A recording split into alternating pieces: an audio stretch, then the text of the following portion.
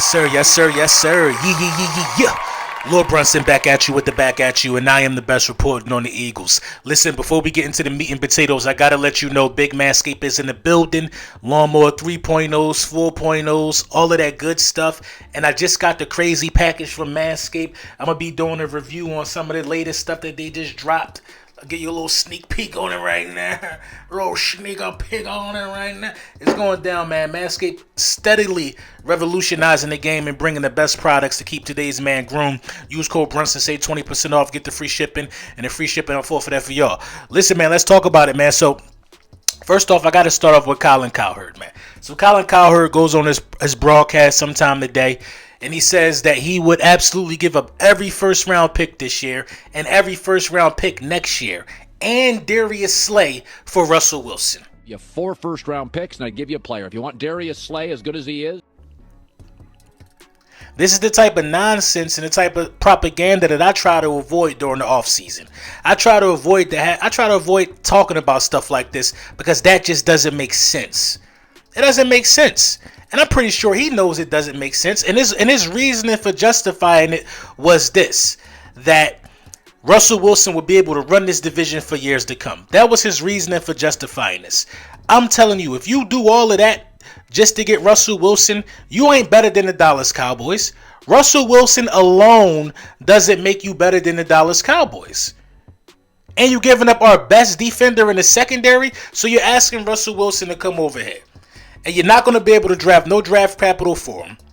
You're not going to be able to even get a suitable replacement for Kelsey. And we're going to talk about that in a minute. Look at what you're not going to be able to do if you go with his plan. You're not going to be able to solidify the edge rusher. You need edge rushers. Brandon Graham coming off injury. You're not going to be able to look at somebody that you could groom for Kelsey. Kelsey, this is his last year on his contract. You're not going to be able to add to the secondary with Slay because you're talking about getting rid of him. So you're getting rid of Slay. That means you got to keep Steven Nelson. You got to move Avonte back to an outside role. Now your slot corner position is weak. You're going to lose at safety. You're not going to be able to do nothing about it because you wasted all your first round picks. Well, you'll be able to do something, but it'll be in the later rounds with some of these guys. You know what I mean? You won't pick until like 51. Almost everybody worth picking is probably gone at that point. You know what I mean? From a standpoint of you having 3 first round picks. The plan is just bogus. It's bogus how the media is trying to find something to talk about, and it got to do with the Philadelphia Eagles because we have the greatest quarterback controversy. It's been stemming. We have a 4-year-long quarterback controversy over here, man. It's getting ridiculous, man, and the plan is absolutely asinine. It's a crazy idea. I respect the opinions of others. Colin Cowherd is one of my favorite media personalities, but that just didn't make any sense. You talk about bringing Russell Wilson over here to a place to where he's still going to be struggling. Russell Wilson want to go somewhere to where it's easy. He trying to win a championship. He not trying to fight. You know what I'm saying? He ain't trying to fight an uphill battle. That's a young man's game. That's why I say you keep Jalen Hurts or you get somebody a little younger who still got something to prove.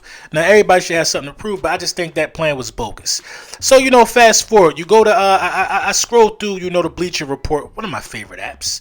I'm on the Bleacher Report, and they're saying one move that every franchise should avoid in this upcoming draft. So, of course, I don't care about nothing else. So I go down to the Philadelphia Eagles, and they said this is what we should avoid. This is what Bleacher Report said. We should avoid passing on Tyler Linderbaum. We should avoid it. I'm going to read a little bit about, what they said about Tyler Linderbaum. Hold on, once I can pull it up. But, of course, I'm going to throw it on the screen so y'all can watch it. They said we should absolutely avoid him. They were saying he's a generational guy, basically. And if we can pick this generational center simply because Travis Kelce is going to be out of here, Jason Kelce, is going to be out of here after this year, or they think he might even leave now. But they said Lindenbaum's agility, mobility, and toughness are eerily reminiscent of Eagles center Jason Kelce. The 11-year veteran will turn 35 in November, and he's entering the final year of his contract. Kelce may still consider retirement. Even if he doesn't, Lindenbaum would be a welcome addition along the offensive line interior and a great draft day value even if he doesn't start during his rookie campaign. That's where you lost me at. I'm not drafting nobody in the first round just to have them sit behind somebody. I understand what San Fran did because it's a quarterback. That's a little different. And Jimmy G, it proved to be the right thing to start Jimmy G and then let him go and now bring in Trey. And Trey got some time. But I am not drafting a center with the first round pick in the first round. You know what I mean? I'm not drafting a center in the first round to have him sit out a year, especially when you have all of these other holes. So everybody's looking at our situation, and they're not. You could tell a lot of these guys really probably don't follow what's going on. They following the hype. But in what universe does that make sense to draft a generational guy if he ain't going to start? It don't make sense. I'm not drafting that guy with 15, 16, or 19 so he can sit behind somebody.